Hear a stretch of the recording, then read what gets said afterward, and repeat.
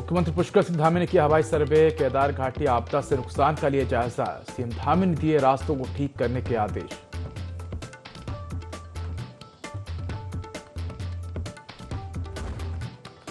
मुख्यमंत्री पुष्कर सिंह धामी ने स्थानीय लोगों से की मुलाकात। अधिकारियों को यात्रा को दोबारा शुरू करने में स्थानीय लोगों का सहयोग लेने के लिए निर्देश। कहा, हर यात्री और स्थानीय लोगों की सुरक्षा सरकार की प्राथमिकता।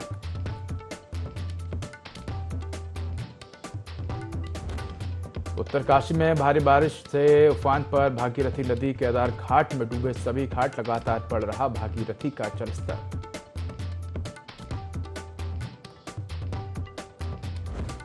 हरिद्वार में केमिकल फैक्ट्री में लगी आग। फैक्ट्री के कर्मचारियों ने भागकर बचाई जान। फायर ब्रिगेड की 4 गाड़ियां आग बुझाने में जुटी।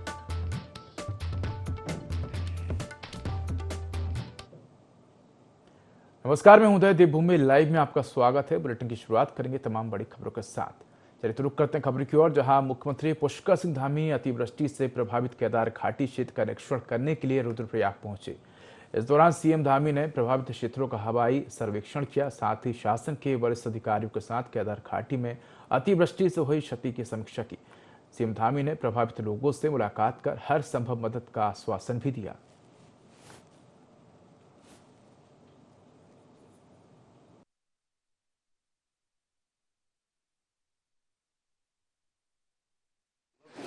स्थानों पर सबसे बड़े स्थानों को लगा दिया है। 29 जगह पर सड़क मार्ग कट हुआ है और भूस्खलन की सूचना आया है। 2 स्थानों पर पुल भी और तमाम सरकारी संपत्तियाँ सब नुकसान हुआ है, कटाव हुआ है। बिजली की लाइनें क्षतिग्रस्त हुई हैं,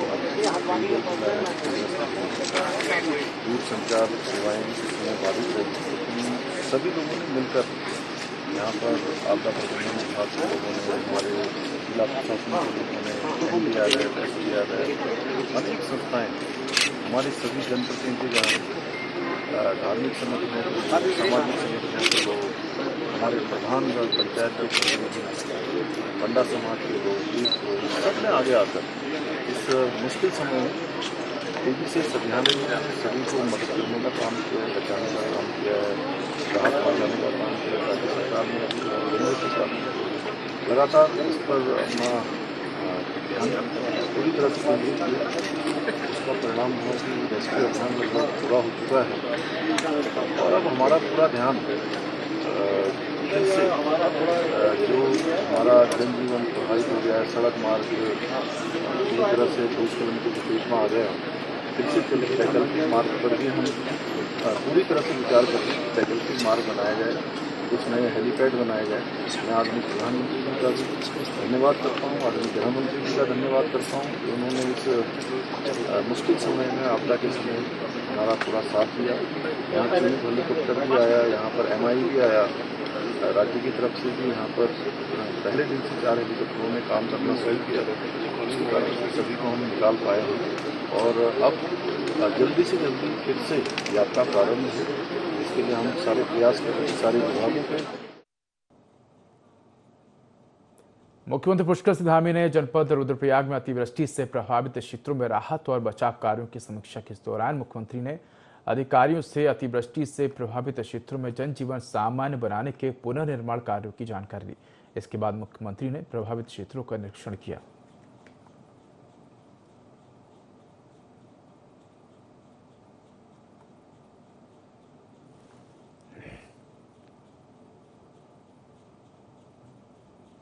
केदारनाथ पैदल मार्ग पर बादल फटने के बाद पिछले 5 दिनों से लगातार रेस्क्यू किया जा रहा है। सूबे के मुख्यमंत्री पुष्कर सिंह धामी ने सभी एजेंसियों का आभार जताते हुए बताया कि सरकार फंसे हुए लोगों को निकालने के लिए हर संभव प्रयास कर रही है।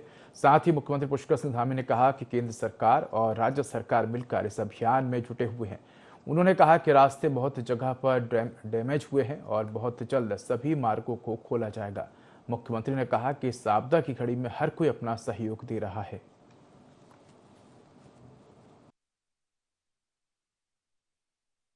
बरसात मानसून भी है और पहले से भी आपदा में हमारा फोकस, क्योंकि पहाड़ में भूस्खलन की और अतिवृष्टि के कारण से अत्यधिक सड़कों के बहने की, पुलों के क्षतिग्रस्त होने की ज़्यादा से ज़्यादा जो है ये ऐसे मामले सामने आते हैं, इसलिए वहाँ हमने विशेष रूप से फोकस करने के लिए कहा था। और अब क्योंकि केदारनाथ मार्ग अनेक स्थानों पर क्षतिग्रस्त हुआ है, उसमें हम भारत सरकार का भी सहयोग ले रहे हैं। राज्य सरकार की भी एजेंसी मिलकर सेना के लोगों ने भी हमारा सहयोग किया है। बहुत सारे लोग, सारे नोडल विभाग, SDRF, NDRF, आपदा प्रबंधन विभाग, अनेक विभागों ने, रक्षा मंत्रालय ने भी, आपदा प्रबंधन विभाग के लोगों ने भी, जिला प्रशासन ने, अनेक हमारे स्वयंसेवी संस्थाओं ने, हमारे वहाँ के जनप्रतिनिधियों ने, यहाँ तक कि ग्राम प्रधान, हम सब मिलकर आगे आते हैं। मैं उन सभी का भी धन्यवाद करता हूँ कि उन सब लोगों ने इस आपदा के समय में अपना निजी स्वार्थ छोड़ के जनहित के लिए वो लोग आगे आए हैं और सभी लोगों की मदद की है। मुख्यमंत्री पुष्कर सिंह धामी इन दिनों सभी विभागों की समीक्षा कर रहे हैं। समीक्षा करने के साथ ही अधिकारियों को निर्देश देते हुए भी नजर आ रहे हैं। सीएम धामी ने सूचना और लोक संपर्क विभाग की समीक्षा की। वहीं विभाग के कार्यों की समीक्षा से सीएम धामी काफी संतुष्ट नजर आए। सीएम धामी ने पत्रकार कल्याण के कार्यों के लिए विभागीय कार्यों की सराहना भी की। साथ ही इलेक्ट्रॉनिक और प्रिंट मीडिया से संबंधित कार्यों का गहन मंत्रणा भी सीएम धामी ने किया।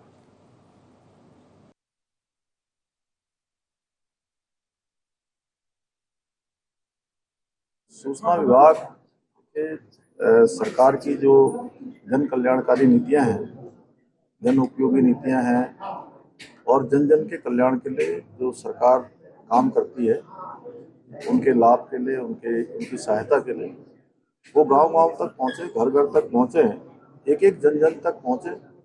इस निमित्त आज सूचना विभाग की आज यहाँ पर समीक्षा हुई है और बहुत सारे बिंदुओं पर निर्णय भी लिए गए हैं, आगे की कार्य योजना भी बनाई गई है। तहसील स्तर तक के जो पत्रकार हैं, उनके पत्रकारों की मान्यता प्रदान करने की अलग से व्यवस्था बनाई जाएगी। और साथ में जो पत्रकार कल्याण कोष है, पत्रकार कल्याण कोष को 5 करोड़ से बढ़ाकर 10 करोड़ किया जाएगा। इसका भी जो है आज निर्णय किया है। साथ ही जो पत्रकारों का हमारा कोटा है, वो कोटा भी बढ़ाया जाएगा। इसके साथ ही हमने अपने पत्रकार भाइयों के लिए जो ग्रुप इंश्योरेंस योजना लागू करने के लिए भी विभाग को परीक्षण करने के लिए कहा है। परीक्षण करने के बाद इस पर भी हम जल्दी ही निर्णय लेंगे और नई सोशल मीडिया की नीति भी लाई जाएगी, जिसमें फेसबुक, यूट्यूबर, ट्विटर आदि को भी जो है सम्मिलित किया जाएगा, उनको आच्छादित किया जाएगा। मुंबई की तर्ज पर अब उत्तराखंड पुलिस के मालखाने भी हाईटेक बनाए जाएंगे और जिससे एविडेंस मैनेजमेंट सेंटर के नाम से जाना जाएगा। इसमें मुकदमा से संबंधित साक्ष्य और माल का रखरखाव किया जाएगा। दरअसल आपराधिक घटना के बाद मौके से बहुत से साक्ष्यों को पुलिस इकट्ठा करती है। मसलन यदि हत्या हुई है तो हत्या किस हथियार या वस्तु के प्रहार से की गई है, उसे साक्ष्य रूप में पुलिस को रखना पड़ता था। सालों साल चलने वाले मुकदमों में इनका प्रबंधन रखना काफी मुश्किल होता था।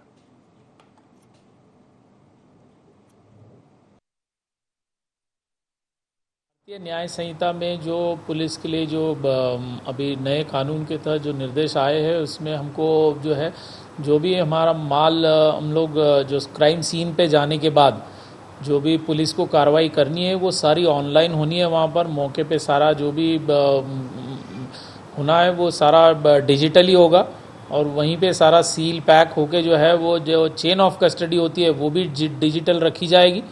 तो उत्तराखंड पुलिस प्रयास कर रही है कि पूरा जो है इसको जो भी क्राइम सीन पे जैसे मर्डर हो, डकैती हो, वहाँ जाने के बाद जो भी सीजर होते हैं, डॉक्यूमेंट्री एविडेंस होते हैं, अन्य एविडेंस, साइंटिफिक एविडेंस होते हैं, तो पूरी फॉरेंसिक टीम वहाँ पर मौके पर जाकर जो सर्च सीजर होगा वो जो है हम लोग प्रयास कर रहे हैं कि जो वहाँ से जिला लेवल पे एक माल खाना बनाने का प्रयास चल रहा, तो जो है थाने के माल खाने में न जाते हुए वो जिला स्तर पे डायरेक्ट आएगा और वहाँ पर एक बड़ा जो है हमारा वेयर हाउस टाइप होगा। उस वेयर हाउस में जो है वो पूरा रैक्स बने होंगे।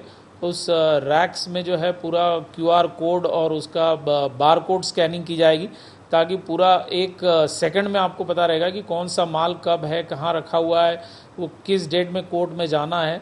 तो पूरा साइंटिफिक होगा, कंप्यूटर में दिखाई। केंद्र सरकार वक्फ बोर्ड अधिनियम में बड़े बदलाव करने जा रही है। वहीं उत्तराखंड वक्फ बोर्ड के अध्यक्ष शादाब शम्स का कहना है कि अगर वक्फ बोर्ड एक्ट में संशोधन हो रहा है तो ये देश हित में है। वक्फ बोर्ड भ्रष्टाचार का अड्डा बन गया है और पीएम मोदी से आग्रह है कि सभी वक्फ बोर्डों की सीबीआई जांच होनी चाहिए। उनका कहना है कि अगर वक्फ बोर्ड की सीबीआई जांच होगी तो हिंदुस्तान का सबसे बड़ा भ्रष्टाचार वक्फ बोर्ड में निकल कर आएगा। सेटिंग गेटिंग से वक्फ बोर्ड की जमीनों पर सेंधमारी होती है। वक्फ बोर्ड एक्ट में संशोधन की बहुत आवश्यकता है।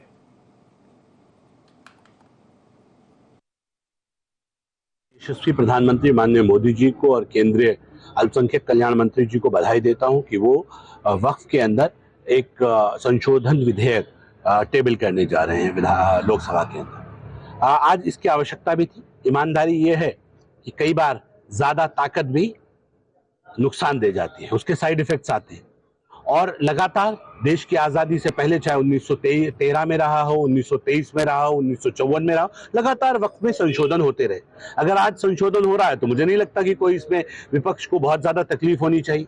मैं लगातार देख रहा हूं विपक्ष के नेताओं ने हाहाकार मचाया हुआ है। ओवैसी साहब हो या मुस्लिम पर्सनल लॉ बोर्ड हो या मुस्लिम नेता हो, धर्मगुरु, सब उतरे हुए हैं कि इतना अच्छा जो ये लॉ है, वक्फ एक्ट है, इसके साथ छेड़छाड़ क्यों की जा रही।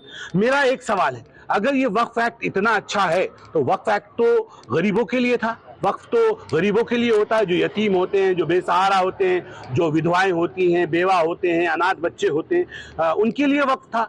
तो इसका मतलब वक्फ की तो बड़ी शानदार प्रॉपर्टीज होंगी। चंद लोगों ने लूट खसोट का एक भ्रष्टाचार का अड्डा बना दिया है वक्फ बोर्ड को, और जितना लूटने का दिल जिसका करता है, जैसे कोठे की रखैल हो जाती है कि उसको बना दिया, जितना लूटना चाहो उसे लूट लो, कोई कहने सुनने वाला।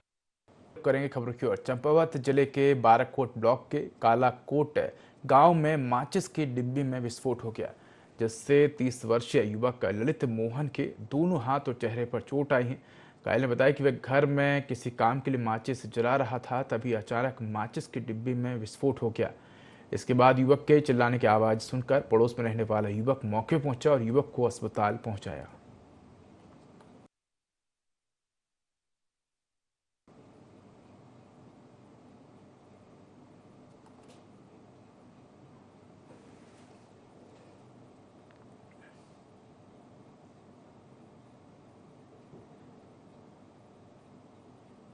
खबर उत्तरकाशी से है, जहां बारिश के चलते लोगों को दूषित पेयजल मिल रहा है, जिससे लोग बीमार पड़ रहे हैं।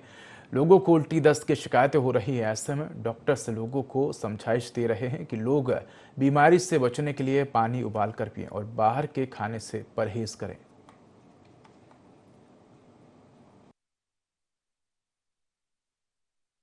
पता तो फिर जब हॉस्पिटल आएंगे तभी हम लोग डिसाइड करते हैं कि उसको दवाई देनी है या फिर उनको ORS या फिर नॉर्मल डिहाइड्रेशन पे रखना है। बट सबसे मेन ध्यान देने वाली बात ये है कि जो अगर लोग किसी के घर में नॉर्मल कंटामिनेशन वाला पानी या गंदा पानी आता है तो आजकल जब तक रेनी सीजन चल रहा है तब तक आप उबला हुआ पानी ही पिए नॉर्मली, क्योंकि आजकल जो सोर्स होते हैं पानी के वो कंटामिनेटेड हो जाते हैं, क्योंकि उसमें कोई गंदा पानी वगैरह मिल जाता है उसके बीच में। तो उसके जो है डायरिया के केसेस आजकल बढ़ गए हैं, नॉर्मली रेनी सीजन में बढ़ ही जाते हैं। तो यहाँ पे भी हैं काफ़ी पेशेंट हैं, वो डिहाइड्रेशन की वजह से होती हैं। अभी थोड़ी देर पहले आप रेमेडी की बात कर रहे थे, तो मेनली आप हर किसी के घर में ORS वगैरह आसपास मिल जाता है हमारे। तो अगर किसी को डायरिया या फिर कोई उल्टी वॉमिटिंग वगैरह होती है तो इनिशियल ट्रीटमेंट जो है वो ORS दें, हल्का सा ORS हम स्टार्ट कर सकते हैं। उसके बाद अपने नज़दीकी हॉस्पिटल में जाकर आप दिखा सकते हैं डॉक्टर को। सचिव लोक निर्माण विभाग उत्तराखंड शासन पंकज पांडे, सचिव आपदा विनोद सुमन, गढ़वाल कमिश्नर विनय शंकर पांडे और मुख्य अभियंता राष्ट्रीय राजमार्ग दयानंद ने केदार घाटी के प्रभावित क्षेत्रों का निरीक्षण किया। इस दौरान उन्होंने क्षतिग्रस्त मार्गों का जायजा लेते हुए संबंधित अधिकारियों को सोनप्रयाग से गौरीकुंड के बीच वॉशआउट सड़क मार्ग को पुनर्स्थापित करने के निर्देश दिए।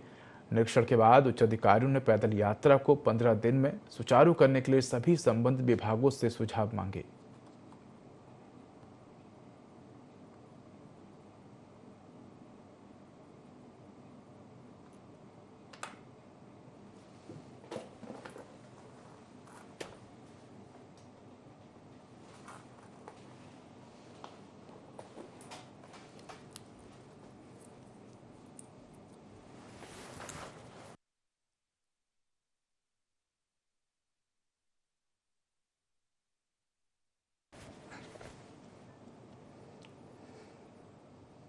राजधानी देहरादून में निगम अमले ने आपको बता दें कि महीने से शीशमबाड़ा कूड़ा प्लांट में कूड़ा निस्तारण की गति को दोगुना करने की तैयारी कर रहा है।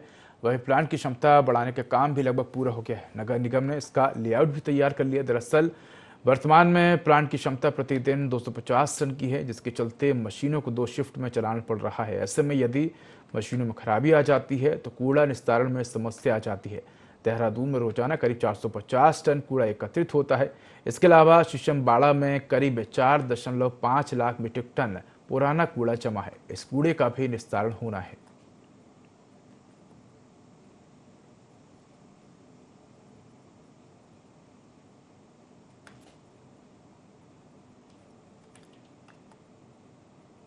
तो आपको बता दें कि कूड़े की समस्या पर नगर निगम ने एक्शन लिया है।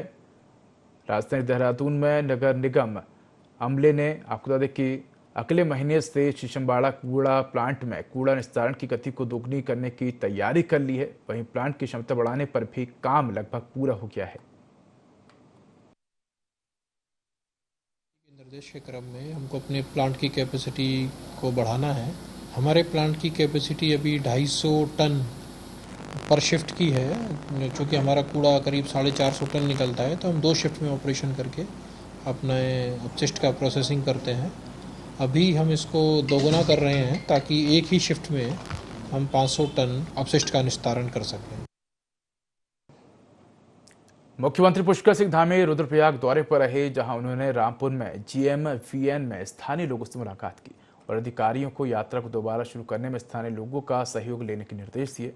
सीएम धामी ने कहा कि हर यात्री और स्थानीय लोगों की सुरक्षा सरकार की प्राथमिकता है। इस दौरान मुख्यमंत्री ने जनता की समस्याओं के समाधान करने का आश्वासन भी दिया।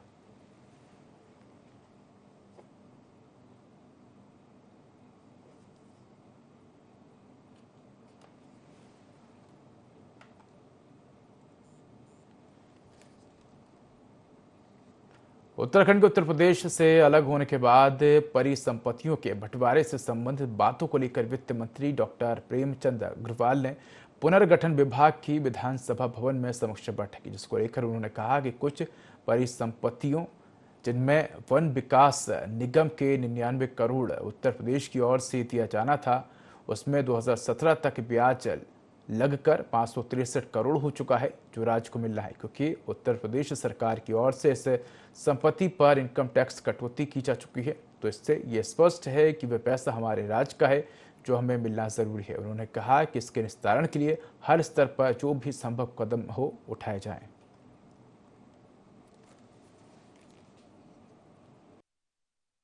तय होने बाकी हैं, जिसको लेके मैंने आज अधिकारियों से बैठक ली है और उनसे कहा है कि हम जो हमारे ऐसे मुद्दे हैं जिनका निस्तारण होना बाकी है, तो उस पर हम लोग आगे कदम बढ़ाएं।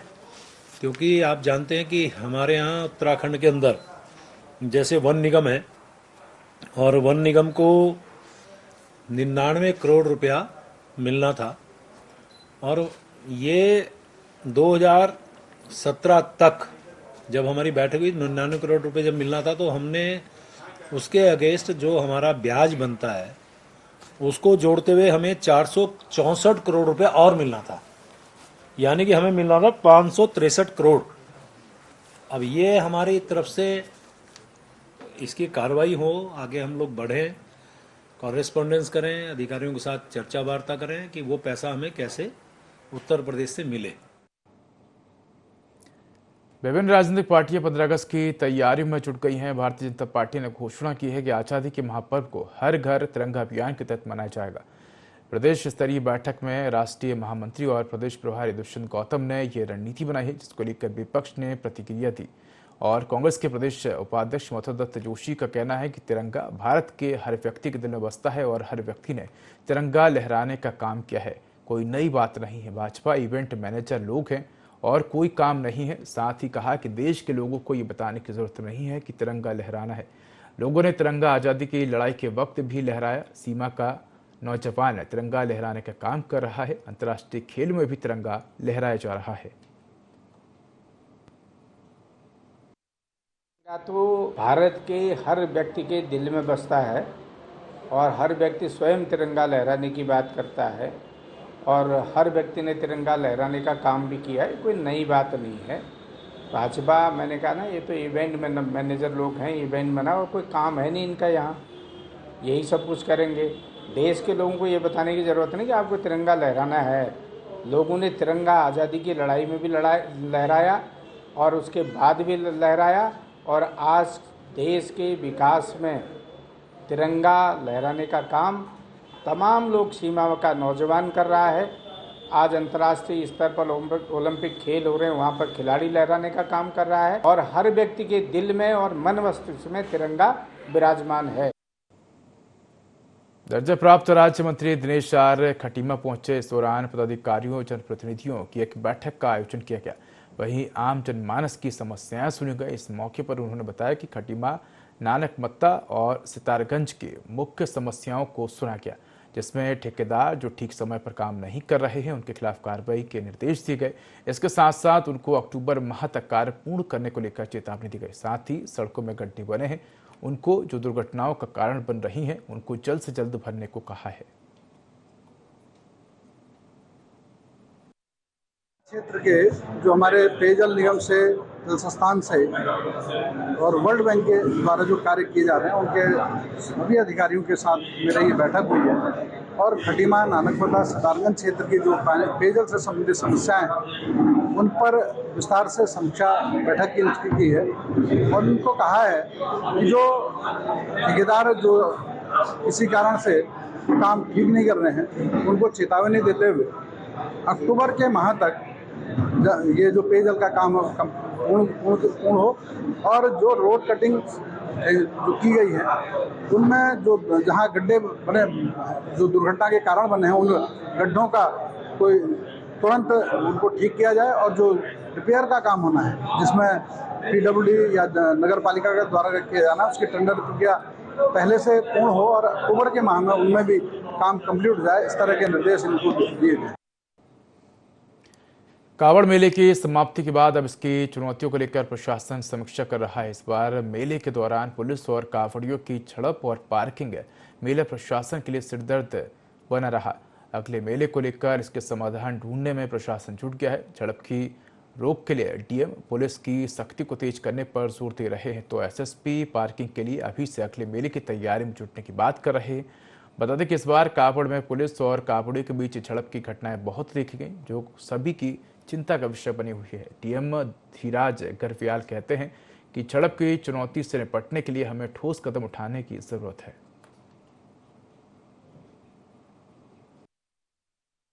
इस बार का जो अनुभव है हमारा और लास्ट ईयर का जो अनुभव रहा है, उन दोनों चीज़ों को देखते हुए मैंने ये कहा कि जितने भी हमारे लाइन डिपार्टमेंट्स हैं और जितने भी स्टेक होल्डर्स हैं, हमारे व्यापारी वर्ग हैं, होटल एसोसिएशन वाले हैं, धर्मशाला एसोसिएशन वाले हैं और जितने भी हमारे लाइन डिपार्टमेंट्स हैं, उन लोगों से एक सजेशंस हम लोग इनवाइट कर रहे हैं कि आने वाले समय में कि इस कांवड़ यात्रा को कितना भव्य और कितना सरल हम लोगों के ट्रैफिक के पॉइंट ऑफ व्यू से हम बना सकते हैं। और इसमें जैसा अनुभव हम बता रहे हैं कि पिछली बार का जो अनुभव रहा है, पिछली बार काफ़ी ट्रैफिक जैम की स्थिति थी शहर में भी और हाईवे में भी, लेकिन इस बार जो प्लानिंग की गई तो उसके बड़े अच्छे परिणाम आए। तो चाहे यात्री हो, यहाँ के लोकल्स हो या हाईवे में चलने वाले लोग हों, तो उनको कोई दिक्कत नहीं है। तो कुल मिला के ये मान कर चलिए कि जितने भी हमारे पार्किंग स्थल है, खासकर जो बैरागी कैंप और दक्ष वाला, तो उसको मैक्सिमम यूटिलाइज किया गया है इस बार। और जितने भी कांवड़ यात्री हमारे आए, जो डाक कांवड़ हमारी आई है, और उन लोगों को दक्ष और बैरागी कैंप में ही रखा गया है और शहर की तरफ आने नहीं दिया गया है। 22 तारीख से हमारा कांवड़ मेले का विधिवत शुभारंभ हुआ था और 2 तारीख को जल चढ़ गया था। करीब 4.25 करोड़ से ऊपर कांवड़ यात्री यहाँ से जल लेके गए थे। और मैं कहूँगा कि ट्रैफिक के लिहाज से और जो हमारा भीड़ प्रबंधन के लिहाज से, ट्रैफिक प्रबंधन के हिसाब से ये कांवड़ हमारा सक्सेसफुल रहा है, जिसमें कोई जाम की समस्या से और दूसरा जो यहाँ के जो लोकल पब्लिक है उनको भी हम लोगों ने इस पूरे जो कांवड़ के जो ट्रैफिक है उसके जो एग्जिट से हम लोगों ने इनको बिल्कुल पृथक रखा था तो इस लिहाज से ये कांवड़ हमारा सक्सेसफुल माना जाएगा। लेकिन इसमें कुछ लर्निंग्स हैं हमारी, खासकर हमारी जो पार्किंग के जो अरेंजमेंट्स हैं और हमारा जो रूट डाइवर्जन के साथ साथ जो एग्जिट के प्लान हैं उन पर ध्यान देने की भी और भी ज़रूरत है। तो मैं इस चीज़ पे एम्फेसाइज भी करूँगा और आगे हम अपने विभागीय स्तर पर भी इस चीज़ पे और नए पार्किंग स्थल खोजे जाने की आवश्यक है और पार्किंग की जो कैपेसिटी है उसे और बढ़ाए जाने की आवश्यकता है। इस पर हम लोग वर्क भी करें। फिलहाल इस बुलेटिन में इतना ही। खबरों का अधिक अपडेट के लिए देखते रहिए i24। नमस्कार।